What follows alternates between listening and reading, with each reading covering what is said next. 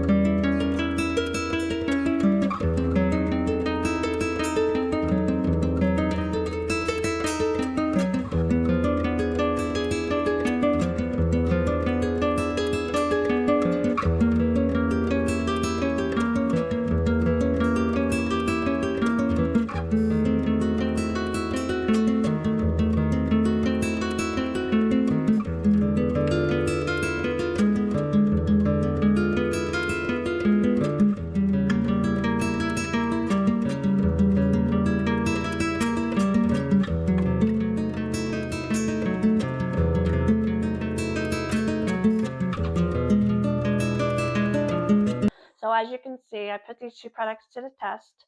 I tested it on my oven door, and then I tested it on the bottom of my skillet. And the pink stuff did come out on top, but I will tell you, I still had to do a lot of scrubbing. And so as a professional house cleaner, I like to test products that have very minimal scrubbing. I still had to scrub a lot with this. But if you are someone out there that is looking between these two products, which one is the best, I would go with the pink stuff. So I hope this video helped you decide on which product to get if you are looking to try either one of these products. If you found this video helpful, please give it a like, subscribe, and until next time, have a great day.